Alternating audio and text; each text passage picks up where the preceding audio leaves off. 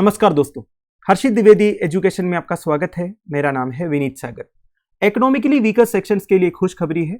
Supreme court ने 103rd amendment of the constitution, जिसके through economically weaker sections of the population जो forward caste से है उन्हें 10% रिजर्वेशन प्रोवाइड किया गया था, उसे अपहोल्ड किया है। वैसे 103rd amendment of the constitution के खिलाफ एक पिटीशन पहुंच गया था सुप्रीम कोर्ट में कि वो basic structure of the constitution को वायलेट कर रहा है करके।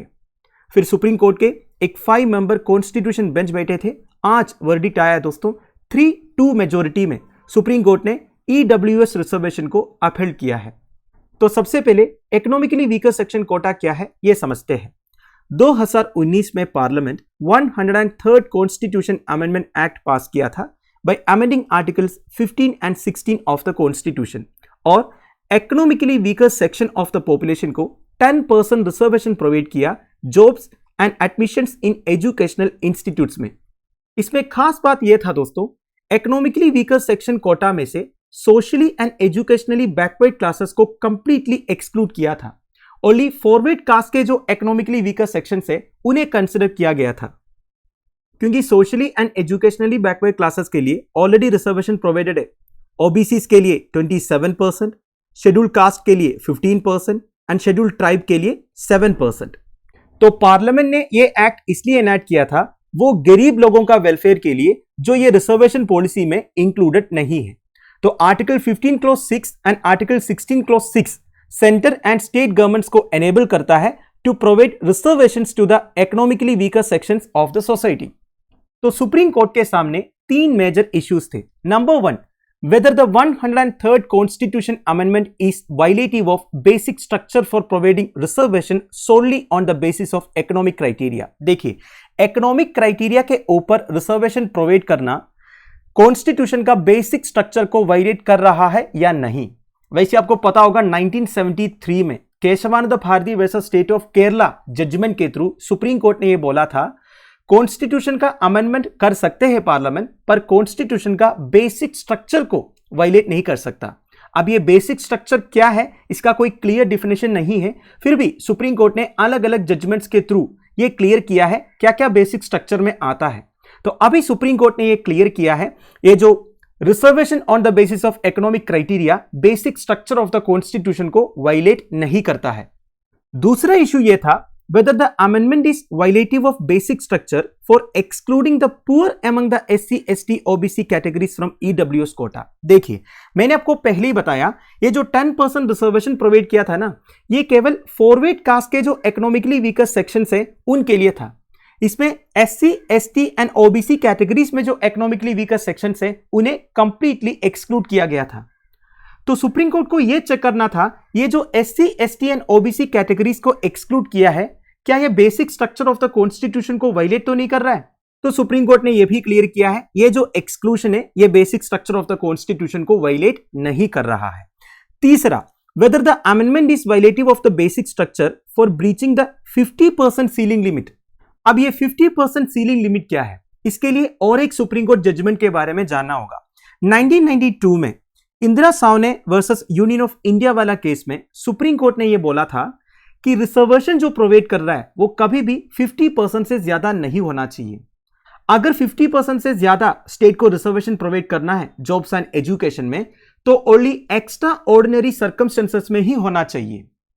तो अभी जो इकोनॉमिकली वीकर सेक्शन को 10% रिजर्वेशन प्रोवाइड किया है, ऑब्वियस ही बात है ये 50% लिमिट को तो क्रॉस कर रहा है। तो सुप्रीम कोर्ट ने यह बोला 103rd कॉन्स्टिट्यूशन अमेंडमेंट के थ्रू सेंट्रल गवर्नमेंट एक इंक्लूसिव अप्रोच रखा है, all sections of the society को एक साथ आगे ले जाने वाला एक मेजर। सुप्रीम कोर्ट ने एक अच्छा स्टेटमेंट भी दिया है दोस्तों, जिस तरह अनइक्वल्स को आप इक्वली ट्रीट नहीं कर सकते, उसी तरह इक्वल्स को आप अनइक्वली भी ट्रीट नहीं कर सकते। इसका मतलब यह है कि देखिए, कास्ट बेस्ड रिजर्वेशन क्यों प्रोवाइड किया जाता है, राइट टू इक्वालिटी इंश्योर करने के लिए या फिर इक्वालिटी ऑफ अपॉर्चुनिटी इंश्योर करने के लिए। आप लोगों को यह लग सकता है कि ये जो कास्ट बेस्ड रिजर्वेशन है ये तो राइट टू इक्वालिटी के खिलाफ है, इक्वालिटी ऑफ अपॉर्चुनिटी के खिलाफ है।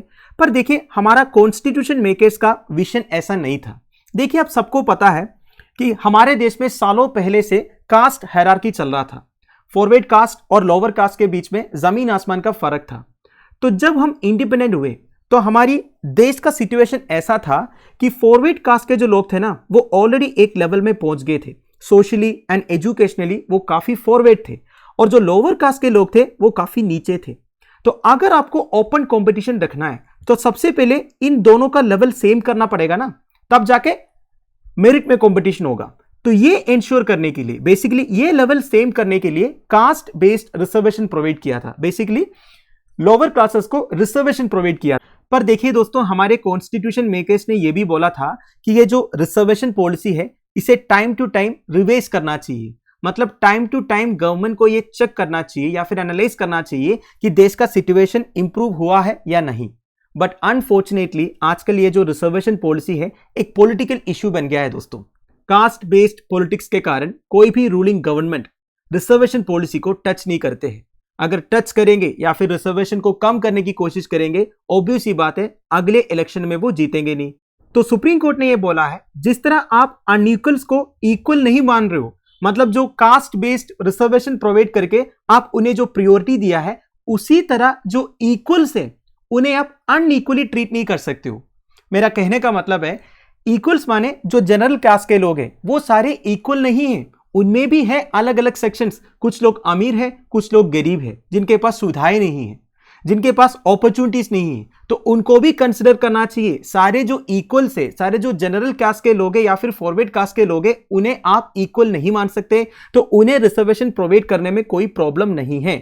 वैसे मैं आपको बताऊं दोस्तों, नीति आयोग का मल्टी डायमेंशनल पॉवर्टी इंडेक्स के हिसाब से टोटल पॉपुलेशन का 18.2% इकोनॉमिकली वीकर सेक्शंस में आता है दोस्तों, मतलब 3.5 करोड़ ऑफ द पॉपुलेशन।